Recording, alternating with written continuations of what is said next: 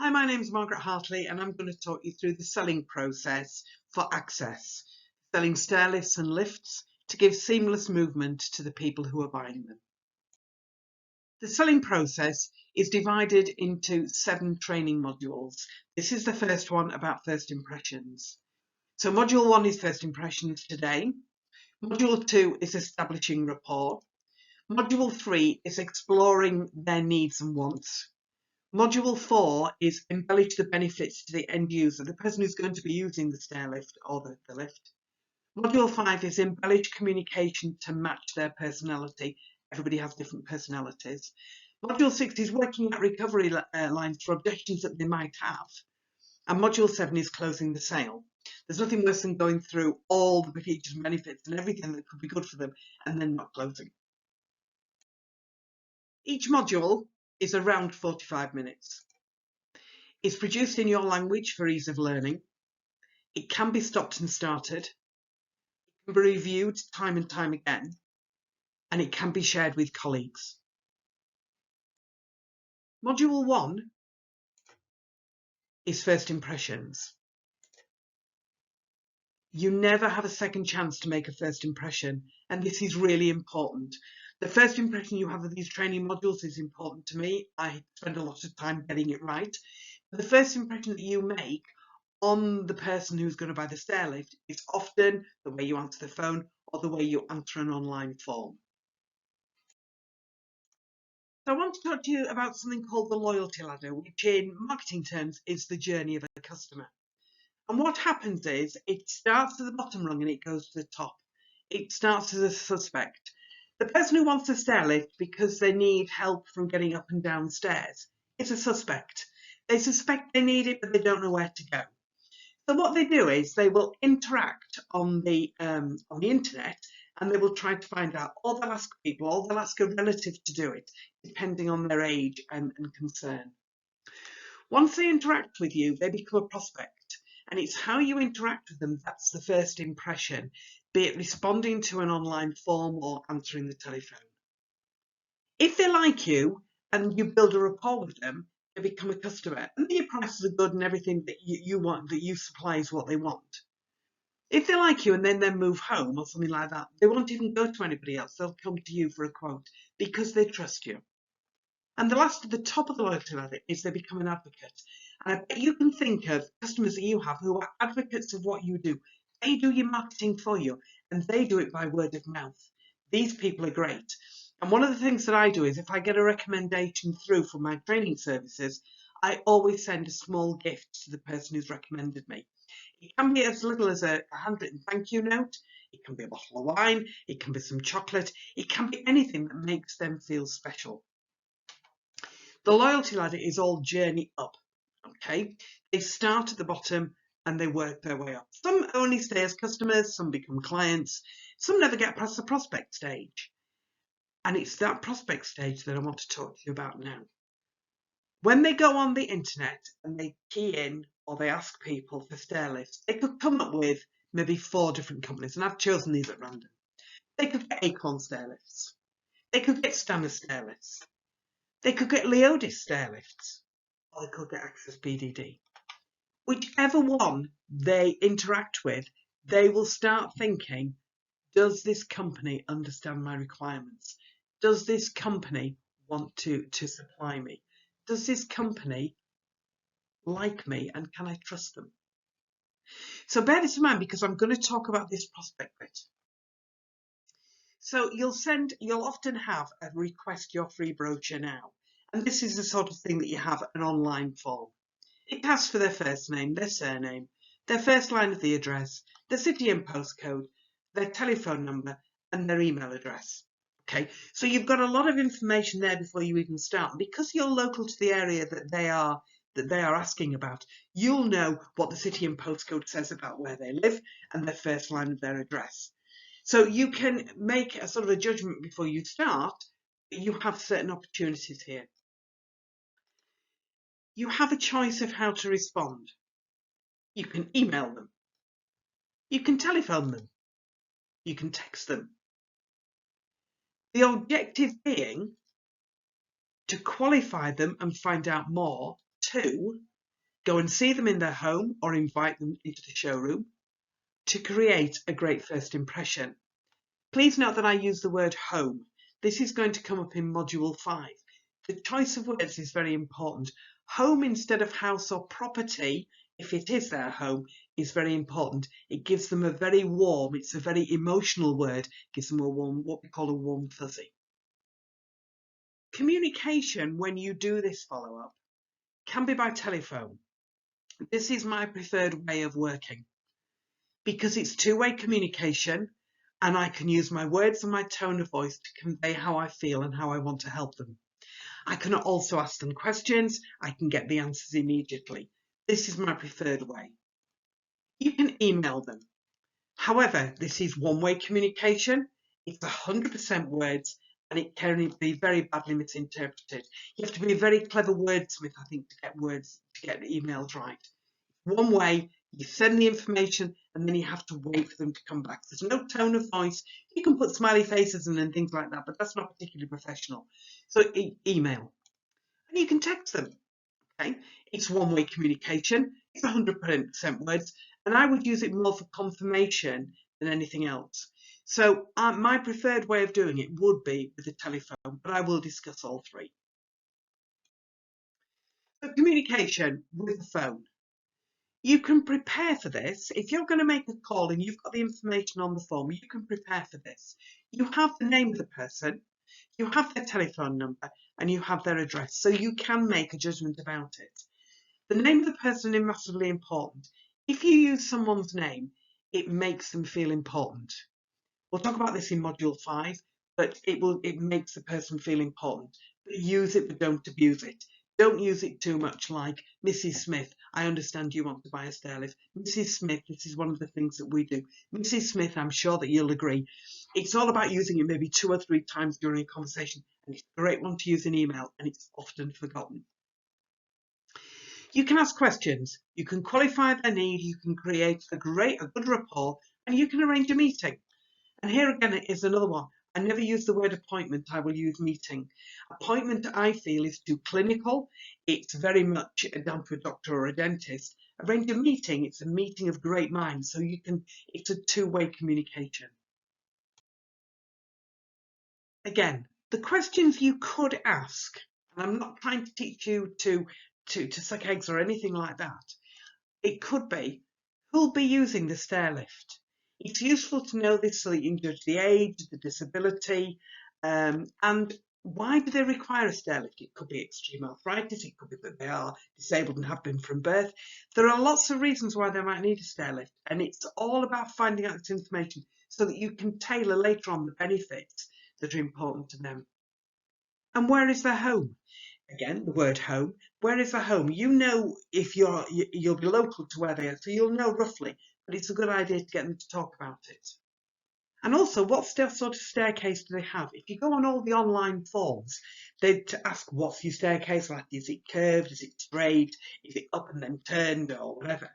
But this is important because a lot of people are quite proud of their staircases. They spend a lot of money on their staircases and they don't want them damaging. Also, they don't want them damaging to the wall. So it's all the questions that you could ask. And these are all what we call open questions. Open questions get you a lot of information. So it's important that you understand that you ask the question and then wait for the answer.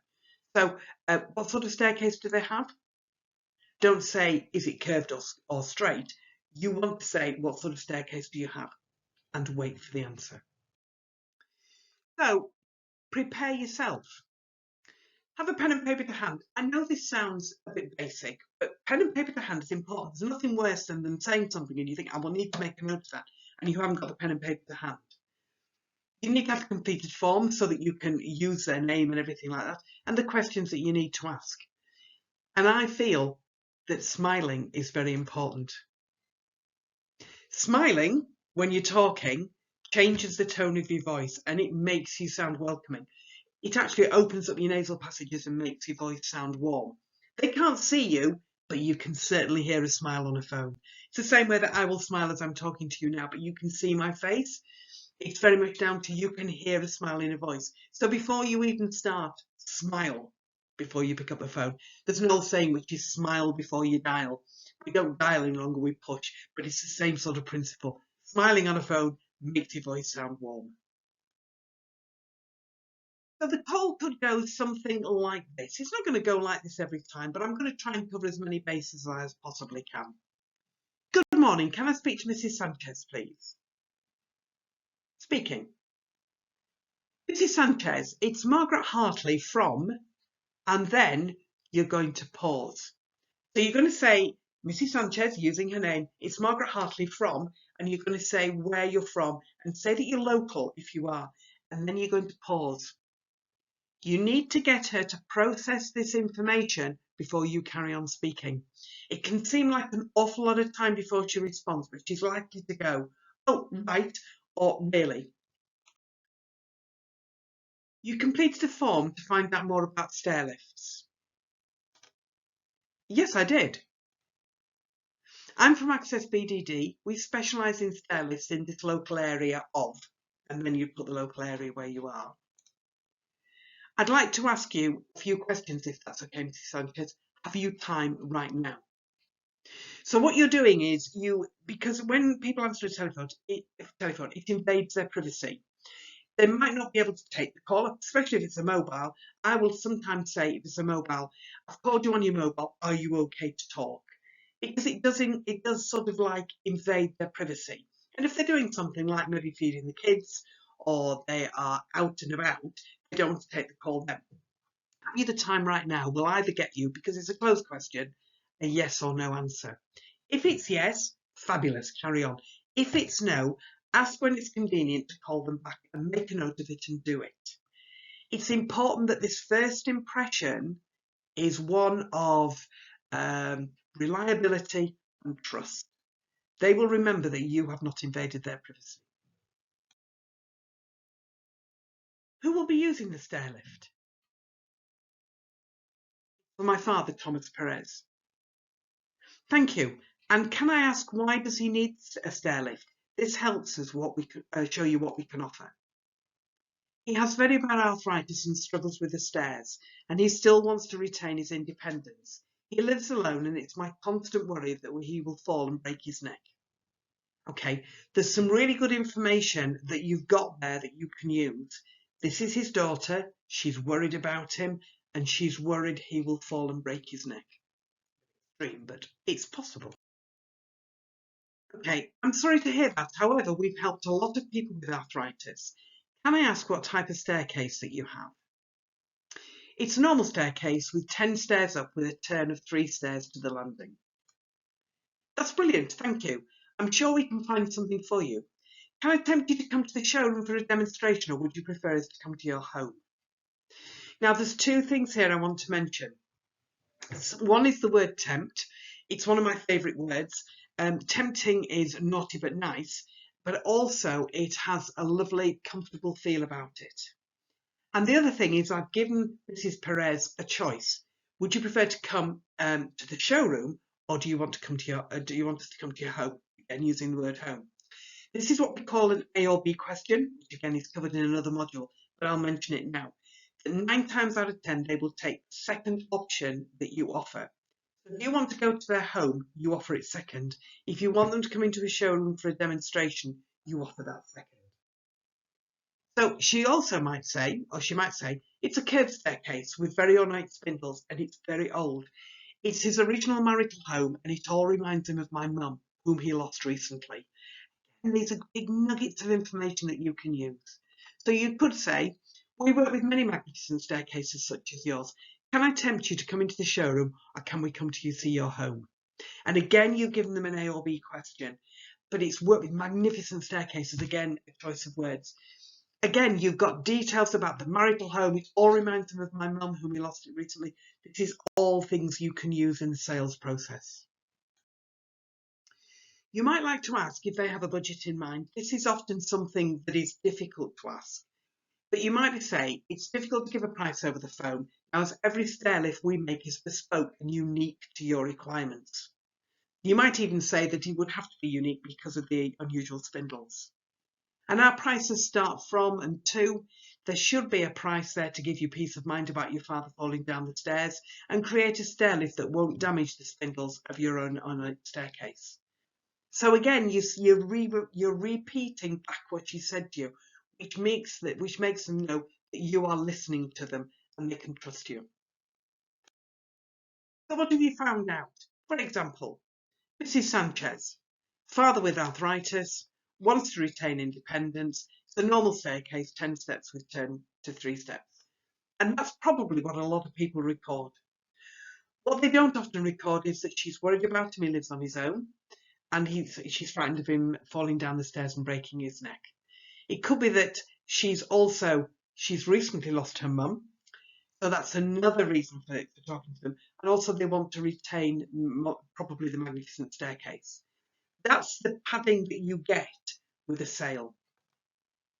All this helps to personalise your message and build empathy. You might get an answer phone. Okay, answer phones I think can be quite tricky. However, the answer phone is important because if you ring and don't leave a message, that person could then end up ringing you back across that you haven't left a message. I have a clear view that when I leave a message, I have to leave this sort of information. Good morning, this is a message for Mrs. Sanchez. It might be that the answer phone only says you're through to the voicemail of 0780 3022 423 or whatever. So it's for Mrs. Sanchez. You very kindly filled out a form for more information about our stair lifts on our website. My name is Margaret Hartley. I use my full name so that it gives a bit of professionalism, from Access BDD, and I'd like to chat through your options. My number is 0780 3022 425. That's Margaret Hartley, 0780 3022 425. I leave that twice because people don't always write it down. They don't always have it on their screen. It might come up as private. I look forward to speaking with you, Mrs. Sanchez. I've left this message at 2:30 on the 21st of January 2021. And I do that because even though it might say on the mobile that's the time I've left it, it gives me a professionalism that makes people think this person's switched on and is going to do a good job. Email 100% words. This is not my favourite way of dealing with an inquiry. I like to get to know this person, however what you could do. So here's the email. Good morning, Mrs. Sanchez. Thank you for your inquiry via our website for a stair lift, which we received today. That means I'm responding quickly. You need to respond within 24 hours at the latest to these to create a first impression. I would be very happy to give you a quotation. However, I do need to find out a few more details of every stair lift we make is bespoke to the client. In order for me to give you a quotation, I would like to gain some more information from you. Is it possible I can see you in your home, or would you like to visit our showroom? I look forward to hearing from you, Mrs. Sanchez. So what you've done is you've used her name twice, which is good. You've also said you need to gain more information. You could put the questions in the email if you wanted, but also you're offering them to come and see her in her home or like to visit the showroom. Some people, for security, don't like people in their homes. However, it is for their homes, so I would recommend that that's what they do. So we're at the end of this now. So look at the loyalty ladder. Prospect, suspect, prospect, customer, client, and advocate. Know that this one that we've talked about is the most important. This is the first impression. This is where you will make that proposition that will help them climb the loyalty ladder to become an advocate. And that's what you want. With social media nowadays, that advocate is most important because they will tweet about it, they'll put it on Facebook, they'll put it on Instagram, Pinterest, everything. You need to be there with that great first impression. Thank you for listening, because it's going to be access every time that they go for at the end of module 1. Please make a note of 3 new skills that you'll take away from this session. And thank you very much for listening.